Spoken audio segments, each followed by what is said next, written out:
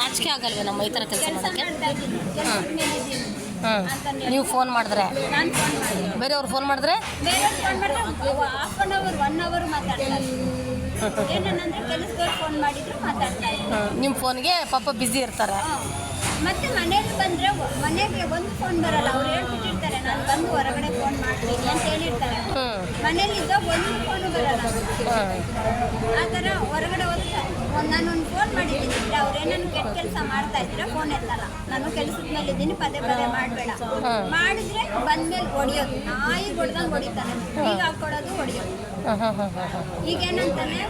ಈಗೇನಂತಾನೆ ಸರಿ ನನಗೆ ನೀನು ಬೇಡ, ನನಗೆ ನೀನು ಬೇಡ.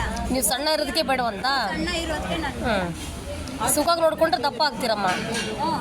ಇವ್ರು ಇದನ್ನೆಲ್ಲ ಬಿಟ್ಟು ಕುಂತ್ರೆ ನಾನೇನಕ್ಕೆ ಮಾಡ್ತೀನಿ? ಮನೆ ಎದುರುಗಡೆನೆ ಇಟ್ಕೊಂಡಿದ್ದಾನೆ ಮ್ಯಾಮ್ ಅಫೇರು. ನನಗೆ ಎಷ್ಟು ಬೇಜಾರು ಅನಿಸ್ಬೇಡ. ಈಗೇನು ಮಾಡ್ಬೇಕಂತಿದ್ಯಮ್ಮ? ಏನು ಮಾಡ್ಬೇಕು ನನಗೆ ಗೊತ್ತಿಲ್ಲ. ನನಗೆ ಅಫೇರ್ ಆಗಿರೋದನ್ನ ಬಿಡಿಸ್ಬೇಕು ಅಷ್ಟೇ. ಆಸ್ತಿ ಇದೆಯಮ್ಮ ಆತಂದು? ಆಸ್ತಿ ಇದೆ ಇದೆ ಮ್ಯಾಮ್. ನಿನ್ನ ಮಕ್ಳ ಹೆಸರಿಗೆ ನಿನ್ನ ಹೆಸರು ಮಾಡಿಸ್ಕೊಬಿಡಮ್ಮ.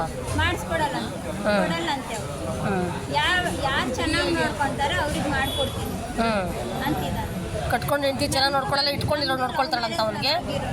ಅಲ್ಲಮ್ಮ, ಕಟ್ಕೊಂಡಿರೋ ಹೆಂಡತಿ ಚೆನ್ನಾಗಿ ನೋಡ್ಕೊಳ್ಳಲ್ಲ, ಚೆನ್ನಾಗಿಲ್ಲ, ಮೂಳೆಗಳು ಸಿಗುತ್ತೆ. ಇಟ್ಕೊಂಡಿರೋಳು ಚೆನ್ನಾಗಿ ಸಿಗ್ತಾಳಂತ ಅವನಿಗೆ. ಸರ್, ಇಂಥ ನನ್ನ ಮಕ್ಕಳಿಗೆ ಏನು ಹೇಳ್ತೀರಾ ಸರ್? ಇಂಥ ಕಾಮುಕ ನನ್ನ ಮಕ್ಕಳಿಗೆ, ಇವನು ಕಾಮುಕ ಅಂತ ಹೇಳ್ಬೋದು.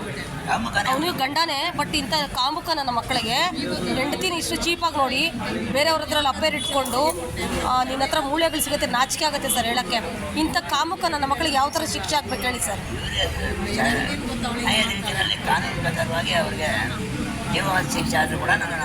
ಖಂಡಿತ ಸರ್. ಈ ಪೊಲೀಸ್ ಅವರು ಸರ್ ಎಷ್ಟೇ ನೋಡಿ, ಹೆಣ್ಮಗಳು ಸ್ಟೇಷನ್ಗೆ ಹೋಗಿ ಎದ್ರುಕೊಳ್ತಾಳೆ.